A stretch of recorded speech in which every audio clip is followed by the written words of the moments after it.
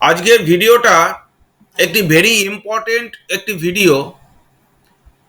Bed সোর, BEDSORE, bed সোর। আমার যে গ্রামীণ হোমিওপ্যাথি চিকিৎসক বন্ধুরা রয়েছেন, এখানে উপস্থিত রয়েছেন, এনারাও অনেকেই এই ধরনের রোগের টাচে আসবেন যে ডিপেন্ডেন্ট পার্টে ঘা হয়েছে। এটা প্রায় আমরা দেখতে পাই, বিশেষ করে বাটাক রিজিয়ান, তারপর হচ্ছে ব্যাক সাইড অর্থাৎ পিঠ, পায়ের তলায়, পায়ের তলায় মানে হিল রিজিয়ান, শোল্ডার রিজিয়ান মানে ব্যাক সাইডে, এগুলো আমরা দেখতে পাই। বেড সোর অর্থাৎ একটা ঘা দেখতে পাই। প্রথম বলে নিই যে বেড সোরটা কেন হয়, তারপর আমি এর ম্যানেজমেন্ট এবং হোমিওপ্যাথিক মেডিকেশনে আসব, কিভাবে এটা কিওর করা সম্ভব। বেড সোর মানে যখন আমি একইভাবে দিনের পর দিন একই জায়গায় আমি শুয়ে থাকছি বা বসে থাকছি, আমার নড়াচড়ার ক্ষমতা নেই, সেখানে সেই পজিশনে স্কিনটা রাপচার হয়, অর্থাৎ স্কিন ইনজুরি হয় এক কথা। অ্যান্ড দ্যাট ইজ ওয়াই সেখানে ব্লাড সাপ্লাই কমে যায়। যেখানে ব্লাড সাপ্লাই কমে যাবে সেখানে অক্সিজেনের পরিমাণ কমে যাবে, অর্থাৎ অক্সিজেনের পরিমাণ যদি কমে যায়, টিস্যুগুলো ঠিক করে গ্রো করতে পারবে না, টিস্যু নিজেদের বা কোষগুলো নিজেদের খাদ্য তৈরি করতে পারবে না, কোষগুলো মরতে থাকবে। এটাই হচ্ছে বেড সোরের আসল কজেশন বা কারণ। এর পেছনে যে বেড সোরের কারণটা কি, ব্লাড সাপ্লাই, ব্লাড হচ্ছে কোষের খাদ্য, টিস্যুর খাদ্য। কতগুলো কোষ মিলিয়ে একটা টিস্যু হয়, আর কতগুলো টিস্যু নিয়ে একটা অঙ্গ বা অর্গান তৈরি হয়। তাহলে আমাদের শরীরের গঠনগত একককে কোষ বা সেল,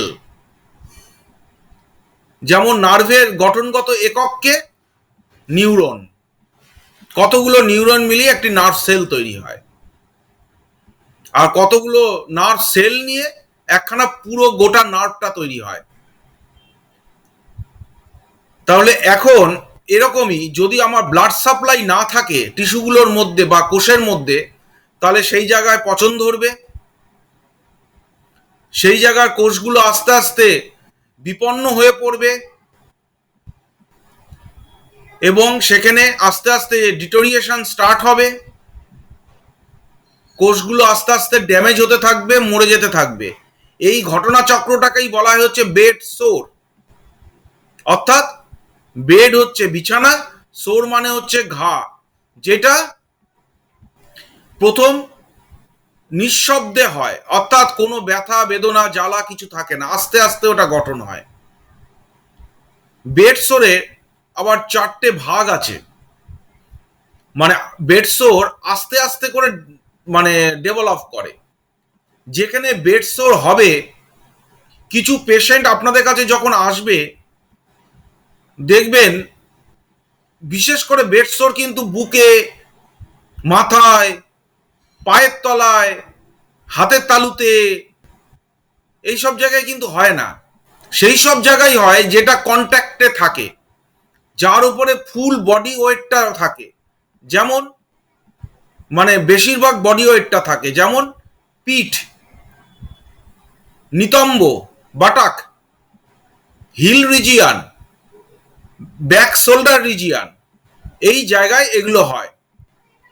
কারণ একই জায়গায় এবং বিছানার চাদর, এইসব জিনিস যদি বিশেষ করে যে মোটা মোটা বেড কভার ইউজ করা হয়, অথচ পেশেন্টটা প্যারালাইজড কিংবা তার অর্থোপেডিক কোনো প্রবলেম হয়েছে কিংবা কোনো বড় সার্জারি হয়েছে, সেই সার্জারির পরে 6 মাস 1 বছর ধরে সে শুয়ে রয়েছে, বিশেষ করে হয়তো কোমরের হাড় ভেঙে গেছে, সেখানে লোয়ার এক্সট্রিমিটিতে মনে রাখবেন পুরো ক্যালসিফিকেশন হয়ে, ক্যালাস ফর্মেশন হয়ে, রিডাকশন, রিসাসিটেশন পর্যন্ত 6 মাস টাইম লাগে, এবং আপার এক্সট্রিমিটির হাড় জুড়তে টাইম লাগে 3 মাস। তাহলে 6 মাস ধরে যদি কোনো মানুষ কন্টিনিউ ওই মোটা চাদরের ওপরে শুয়ে রয়েছে, কন্টিনিউ স্কিনে ব্রিচ হচ্ছে, অর্থাৎ ফেটে ফেটে যাচ্ছে, ইনজুরি হচ্ছে, কন্টিনিউয়াস ইনজুরি হচ্ছে, এবং সেখানে কন্টিনিউ একটা হেভি প্রেসার পড়ে থাকছে, সেখানেই হচ্ছে বেডসোর হয়। যখন বেডসোর স্টার্ট হবে, আমরা দেখব কোনো একটা বিশেষ পয়েন্ট, অর্থাৎ ডিপেন্ডেন্ট পার্ট কিন্তু পায়ের তলাও, কিন্তু পায়ের তলাতে ওটা হবে না, কারণ পায়ের তলা বায়ুর সাথে সংস্পর্শে থাকে, ওপেন থাকে, সেই জায়গাতেই হবে যেখানে এয়ার পাস করবে না। অর্থাৎ পিঠ যদি আমি চিপে শুয়ে মানে সুপাইন পজিশন, অর্থাৎ চিত হয়ে শুয়ে থাকি, প্রোন পজিশন কথার মানে হচ্ছে মেডিকেলে উপুর হয়ে শুয়ে থাকা, আমাদের প্রোন পজিশন বলা হয়। আর সুপাইন মানে মুখ, অর্থাৎ চোখ আকাশের দিকে, অর্থাৎ চিত হয়ে শুয়ে থাকা। কন্টিনিউ চিত হয়ে যদি আমি শুয়ে থাকি, তাহলে পিঠে, বাটাকে, heel, shoulder, upper shoulder, back side of upper shoulder, এই রিজিয়নগুলোতে কনস্ট্যান্ট প্রেশার পড়বে, নড়াচড়া করি না, বেডের গরম লাগবে, এবং বেশি প্রেশারের জন্য সেখানে ব্লাড সার্কুলেশন কম হবে। ব্লাড সার্কুলেশন কম হলে সেখানে ব্রিচ হবে স্কিন, অর্থাৎ ফেটে ফেটে যাবে।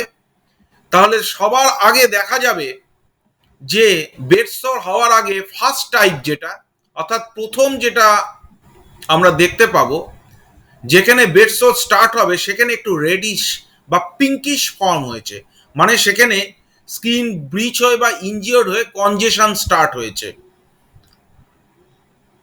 অনেকগুলো হতে পারে, একটা দুটো হতে পারে, জেনারেলি বেডসোর একটা দুটো থেকেই স্টার্ট হয়। যে ডাক্তারবাবুর কনসেপ্ট নেই, তিনি ভাববেন ওখানে বোধহয় পিটিচিয়াল হেমারেজ হচ্ছে। এটা আপনাকে বুঝে নিতে হবে হিস্ট্রির মাধ্যমে। এখানেই হচ্ছে হোমিওপ্যাথি। যদি আপনি হিস্ট্রি ভালো করে এই জায়গাটা না নেন, তাহলে ওটা বেডসোর না পিটিচিয়াল হেমারেজ, নাকি অন্য কোনো ট্রমা হয়েছে, বা কে কোনো জায়গায় জোর করে ধাক্কা হঠাৎ খোঁচা পোচা লেগে গেছে, আপনি বুঝতে পারবেন না। তাহলে আমাদের বেডসোর জানতে গেলে আমাকে অবশ্যই হিস্ট্রি নিতে হবে। এই হিস্ট্রিতে অবশ্যই লং টার্ম, অনেক মাস ধরে একইভাবে শুয়ে থাকার হিস্ট্রিও থাকবে, অর্থাৎ দিনের 24 ঘন্টার মধ্যেই দেখা যাবে সে 20 ঘন্টা শুয়ে আছে, 4 ঘন্টা নয় এদিক সেদিক করলো। তাহলে এক্ষেত্রে যে বেডসোরের যে জিনিসটা আপনাদের বললাম, তাহলে একটা কনজেশন স্টার্ট হবে। কনজেশন প্রথম স্টার্ট হলো, এটাই হচ্ছে ফার্স্ট স্টেজ, অর্থাৎ একটা পিঙ্কিশ ফর্ম হবে।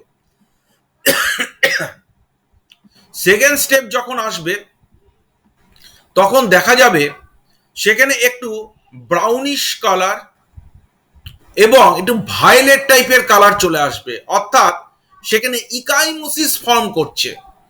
খুব জোর যদি ট্রমা হয় কোনো বড় অ্যাক্সিডেন্টে, সেখানে রক্ত জমে গিয়ে একটা বেগুনি বা নীলচে আকার ধারণ করে, দ্যাট ইজ ইকাইমোসিস। সেরকম ইকাইমোসিস টাইপ হচ্ছে, অর্থাৎ বর্ডারে বেডসোর জেনারেলি গোল গোল গোল গোল দেখতে হয়, অর্থাৎ রাউন্ড শেপেড হয়। তার বর্ডারে যেমন একটি রিং ওয়ার্ম যেমন হয়, তেমনই বেডসোর দেখতে হয়। তার বর্ডারটা দেখা যাচ্ছে আস্তে আস্তে, মাঝখানটা দেখা যাবে হচ্ছে পিঙ্কিশ, আর সাইডটা আস্তে আস্তে ব্রাউনিশ বা ভায়োলেট কালার হয়ে যাচ্ছে। এটা হচ্ছে সেকেন্ড স্টেজ। থার্ড স্টেজ হচ্ছে কি আসলো, এইবার হচ্ছে ব্রিচ অফ স্কিন স্টার্ট হবে। অল্প অল্প দেখা যাবে সাইডে সাইডে স্কিনে একটু একটু রাপচার টাইপের স্কিন হচ্ছে, তখনও ঘা ফর্ম করেনি, অর্থাৎ আলসার ফর্ম করেনি, সোরিং কন্ডিশনে আসেনি, অল্প অল্প উঠছে। সেখানে পেনফুল হতে পারে, পেন আসতে পারে, প্রথম পেন হবে না, সেকেন্ড এবং থার্ড স্টেজে পেন আসতে পারে। এইবার আরো বেশ কিছুদিন রয়ে গেল, আমি বুঝতে পারছি না, অল্প একটু ভাবলাম রিং ওয়ার্ম হচ্ছে, ভাবলাম একটু ড্রাই এক্সিমা হয়েছে, ভাবলাম কোনো স্কিন ডিজিজ হয়েছে, এই বলে ওষুধ দিচ্ছি, আমি হিস্ট্রি নিলাম না। থেরাপিউটিক মেডিকেশন কত বড় ডেঞ্জারাস এইখানে মানে দেখুন, আমরা কিছু হিস্ট্রি নিলাম না, অথচ এটা বেড সোরের নিদর্শন। হয়তো আপনার কাছে পেশেন্টটি, তার প্যারালাইসিস নেই, পেশেন্টটি আপনার কাছে এমনি দেখাতে এসছে, কিন্তু সে 24 ঘন্টার মধ্যে 20 ঘন্টায় শুয়ে রয়েছে, আপনি সেই হিস্ট্রিটাই নিলেন না। সেইটুকু সময়ের জন্য আপনার কাছে এসেছিল বা পেশেন্ট পার্টি এনেছিল, কিংবা আপনাকে কল করে ডেকে নিয়ে গেল। আপনাকে হিস্ট্রিটা এখানে নিতে হবে, না হলে আপনি কিছুতেই ডিফারেন্সিয়াল ডায়াগনোসিস করতে পারবেন না। ফোর্থ স্টেজে কি হলো, ওখানে যেহেতু ব্লাড সাপ্লাই একেবারে নীল, কোষগুলো মরে যাচ্ছে, সেখানে ক্যাপিলারি সিস্টেম ধ্বংস হয়ে যাচ্ছে ওই পজিশনটা, সেখানে আস্তে আস্তে আলসার ফর্ম করতে শুরু করলো এবং ব্যাকটেরিয়াল ইনভেশন স্টার্ট হলো, অর্থাৎ ইনফেকশন স্টার্ট হলো। এবং এই জন্যই বেড সোর যাদের হয় তার ওই জায়গা ভীষণ গন্ধ হয়, একটা ব্যাড স্মেল, ফিটিড স্মেল একটা স্টার্ট হয়ে যায়। এই হচ্ছে 4টে স্টেজ বেড সোরের। ভিডিওকে আপনারা আবার রিপিট করে দেখে নেবেন, দ্বিতীয়বার আর আমি এটা বলছি না, দেখে নেবেন বা শুনে নেবেন। এই হচ্ছে বেড সোরের 4টে স্টেজ। তাহলে আমার বেড সোরের কারণেই হচ্ছে আমার রোগের উপশম। তাহলে রোগের উপশম কিভাবে করতে হবে? ওই যে বললাম ডিপেন্ডেন্ট বা চাপা জায়গা, তাহলে আমাকে সেই জায়গা পেশেন্টটাকে উঠে বসিয়ে দিতে হবে। প্যারালাইজড পেশেন্ট হলেও আমি উঠে বসাতে পারবো, অর্থোপেডিক পেশেন্ট হলেও আমি উঠে বসাতে পারবো, যে দীর্ঘদিন ইচ্ছা করে শুয়ে মারাত্মক সেডেন্টারি হ্যাবিটে চলছে এবং খুব ফ্যাটি পেশেন্ট, তাদেরও খুব বেড সোর হওয়ার টেন্ডেন্সি থাকে, তাদের আমি উঠে বসাতে পারবো। আমার সেখানে এয়ার একটা ভেন্টিলেশন চাই। তাহলে আমাকে যখন সেই হিস্ট্রি পাবো, তাকে আমি সব সময় বসিয়ে রাখার চেষ্টা করে দেবো, মানে বসিয়ে রাখার কথা বলে দেবো। এইবার আমার ম্যানেজমেন্ট কি হবে, জায়গাটাকে রস ঠস এসব বেরাবে যতক্ষণ না ইনফেকশন হচ্ছে। ইনফেকশন হলে রস বেরাবে, যতক্ষণ ড্রাই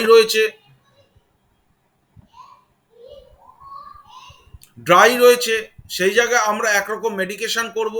ইনফেকশন যেই না হয়ে গেছে আমরা কি করব, অনেকে দেখা যায় তুলে সেখানে পাউডার দিয়ে দিচ্ছে, ম্যাক্সিমাম জায়গায় পাউডার দেওয়া হয়, ম্যাক্সিমাম জায়গায় দোকানের এমনি যে চকে পাউডার, মানে তো ফেইন চকের গুঁড়ো, সেই চকের গুঁড়োগুলো ওগুলো দিয়ে ভাবে যে গন্ধ বন্ধ দূর হয়ে গেল, পরিষ্কার হয়ে গেল। না, এরম করলে চলবে না। বসাবেন, তাকে ড্রেস করতে হবে সুন্দর করে, একটা পরিষ্কার 2 ইঞ্চি একটা গজ কিনে নিতে হবে, বা ডিসপোজাল গজ কিনতে হয়, কিনে সেখানে আমাদের ক্যালেন্ডুলা মাদার টিংচার আছে, অয়েনমেন্টের গল্প নেই, ক্যালেন্ডুলা মাদার টিংচার দিয়ে ভালো করে ড্রেস করে ডিসপোজাল গজ পিস সেখানে ওখানে আমাকে দিতে হবে, দিয়ে সেখানে উপর দিয়ে একটা লিউকোপ্লাস্ট মারতে হবে। কিন্তু লিউকোপ্লাস্ট আমরা মারবো না, লিউকোপ্লাস্টের ওই সাইড দিয়ে গজ পিসে, যেখানে গজ পিসটা একটু বড় রাখবো, সাইড দিয়ে লিউকোপ্লাস্ট দিয়ে দেবো, দিয়ে যেন সেখানে ভেন্টিলেশন অর্থাৎ এয়ার একটা কন্ট্যাক্ট হয় স্কিনে, অর্থাৎ গজ পিসের মধ্যে দিয়ে ওখানে এয়ার ওখানে ঢুকতে পারে। তাহলে যতগুলো হবে ততগুলোতে আমরা এরকমই করব, পারলে দিনে 2বার করে করব। এটা হচ্ছে আমাদের ম্যানেজমেন্ট। পেশেন্টকে আমরা পরিষ্কার পরিচ্ছন্ন রাখবো এবং বেড শিট সবসময় চেঞ্জ করব এবং পাতলা বেডশিট লাগাবো, যেখানে ফ্রিকশন কম হবে স্কিনের সাথে। যদি আমি গজ পিস দিয়ে ড্রেসিং 2 বেলা করে করতে থাকি, তাহলে তার ফ্রিকশন হওয়ার চান্স অনেক কমে যাবে। অর্থাৎ এয়ারও যদি পায়, পেশেন্টটাকে যদি আমি বসিয়ে রাখি, তাহলে এয়ার কন্ট্যাক্টে আসবে, সুতরাং সেখানে ব্লাড সার্কুলেশন নতুন করে স্টার্ট হবে, সেখানে গ্র্যানুলেশন টিস্যু স্টার্ট হবে, অর্থাৎ ব্রাউনিশ প্রতিদিন, মানে ওই যে গোলাপি টিস্যু দেখতে পাবেন। ওই ওরকম যদি টিস্যু দেখতে পান, এটা ভেবে নেবেন না যে ওইটা কেন আলসার হচ্ছে। গোলাপি টিস্যু যখনই দেখতে পাবেন আলসারের মধ্যে, তার মানে জানবেন ওখানে গ্র্যানুলেশন টিস্যু অর্থাৎ হেলদি টিস্যু ফর্ম করছে। যদি হেলদি টিস্যু না ফর্ম করে, তাহলে জেনে রাখবেন যে বেড সোরের কন্ডিশন খুব খারাপ। আর হেলদি টিস্যু যদি ফর্ম করে, আফটার ড্রেসিংটা একদিনে নয়, কিন্তু অন্তত 7 দিন পরে এগুলো দেখতে পাবেন। দিনে 2বার করে ড্রেস করতে হবে ক্যালেন্ডুলা দিয়ে। যদি আপনারা দেখেন হেলদি টিস্যু ফর্ম করছে, তাহলে অবশ্যই সেই বেডসোর কিওর হয়ে যাবে। এটা আমি বললাম ম্যানেজমেন্ট আপনাদের। এইবার আমি আসব মেডিকেশনে। জেনারেলি বাটাক, লাম্বার রিজিয়ান অর্থাৎ কোমরের শেষ ভাগ যদি বেডসোর হয়, arnica is the choice of drug or medicine. Arnica খুব ভালো কাজ করে সেই ক্ষেত্রে। সেকেন্ড স্টেজ যেখানে আমি বলেছিলাম যে ওখানে ওই যে একটা ভায়োলেট কালার হয়, সেখানে Lachesis is the choice of drug. যদি গ্যাংগ্রিনাস অর্থাৎ খুব গন্ধ বেরোয়, মানে যেন পচে গেছে, সেই রকম যদি কন্ডিশন হয়, আমি সেখানে ক্যালেন্ডুলা আগে দিয়ে ড্রেস করে গান পাউডার ইউজ করব 3x, এরপরে সালফার আমি ইউজ করব। তবে সেই জায়গাটা রিকভার করবে আস্তে আস্তে, খুব তাড়াতাড়ি রিকভার করবে। যদি দেখা যায় সেখানে মানে ব্লিড করছে, পেনফুল ব্লিড করছে অর্থাৎ রক্ত বেরাচ্ছে, সেখানে আমরা মেডিকেশন ইউজ করতে পারি ক্রোটেলাস হরাইডাস। এই মেডিসিনটা খুব ভালো, ক্রোটেলাস হরাইডাস। এছাড়াও আমি কনস্টিটিউশনাল ট্রিটমেন্ট, এগুলো সব থেরাপিউটিক বললাম। কনস্টিটিউশনাল ট্রিটমেন্ট মার্কিউরিয়াস, খুব ভালো মেডিকেশন মার্কিউরিয়াস। যদি সেখানে পেনলেস হয়, সোর বেড সোরে অনেক সময় পেনফুল থাকে, যদি পেনলেস হয় তাহলে আমি মার্কিউরিয়াস দেব অ্যালং উইথ আদার সিমটমস। যদি ম্যাচ করে তো তাহলে বেডসোর সেরে যাবে। মনে রাখবেন বেডসোরে মেডিকেশনের থেকে, ওরাল মেডিকেশনের থেকেও ড্রেসিং অনেক ইম্পর্টেন্ট রোল রাখে। বেড সোরের ক্ষেত্রে অনেক ইম্পর্টেন্ট রোল রাখে। যদি 2বার করে আমি ড্রেসিং করতে থাকি এবং এয়ার কন্ট্যাক্ট করাই, তাহলে অবশ্যই বেড সোর তাড়াতাড়ি কিওর হয়ে যাবে। তবে আমরা সবাই জানি যে অ্যান্টি হেমারেজিক আর্নিকা আমরা দিতেই পারি। আর্নিকা দিলে কুইক বেড সোর রিকভার করে। সঙ্গে ক্যালেন্ডুলা দিতে কিন্তু আপনারা কেউ ভুলবেন না। যদি ক্যালেন্ডুলা অয়েনমেন্ট না, ক্যালেন্ডুলা মাদার। মনে রাখবেন যে অয়েনমেন্ট এয়ার কন্ট্যাক্টকে বাধা দিয়ে দেবে, অর্থাৎ এয়ার কন্ট্যাক্ট করতে দেবে না অয়েনমেন্ট। অনেকেই মলম লাগানোর মানে শুরু করে দেয়, মলম লাগায় ঘায়ের মধ্যে। না, বেডসোর আমার এয়ার কন্ট্যাক্ট হচ্ছে না, সেখানে ব্লাড সার্কুলেশন বন্ধ হচ্ছে, এই জন্যই ব্রিচ অফ স্কিন হচ্ছে, সেখানে ক্যাপিলারি রাপচার হয়, এই জন্যই হচ্ছে বেডসোরের কিন্তু তৈরি। সুতরাং আমার এয়ার কন্ট্যাক্ট করতে হবে। খবরদার অয়েনমেন্ট ওখানে দিয়ে দেবেন না। কেউ বোরোলিং দেয়, কেউ বিটাডিন অয়েনমেন্টও দিয়ে দেয়। বিটাডিন লোশন দিতে হবে, লোশন দিয়ে ভালো করে ড্রেস করে এমনি ডিসপোজাল গজ লাগিয়ে দিতে হবে। ক্যালেন্ডুলা যদি দেন, ক্যালেন্ডুলা দিয়ে ভালো করে ওটাকে ড্রেসিং করে, ক্যালেন্ডুলা মাদার, ওখানে জল ফল কিছু দেবেন না, ক্যালেন্ডুলা মাদার দিয়ে ওখানে ভালো করে ড্রেসিং করে, তার ওপরে খুব সামান্য একটু ক্যালেন্ডুলা দিয়ে সেখানে ডিসপোজাল একটা গজ পিস লাগিয়ে দেবেন। কারণ বিটাডিন একটু আঠাতে আঠাতে ভাব থাকে, সেই জন্য প্লেন গজ দিতে হয়, মানে আফটার ড্রেসিং, কিন্তু মানে একটা গামি ভাব থাকে বিটাডিনের মধ্যে।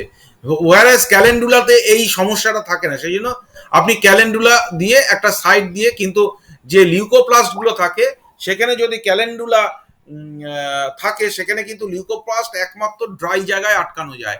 সেই জন্য আপনার মানে ফাইনাল গজ পিস যেখানে ড্রেসিং করার পরে দেওয়া হয়, সেখানে কোনো কিছু দেওয়া হয় না আর কি, তাহলে আর আপনার লিউকোপ্লাস্টটা আটকাবে না।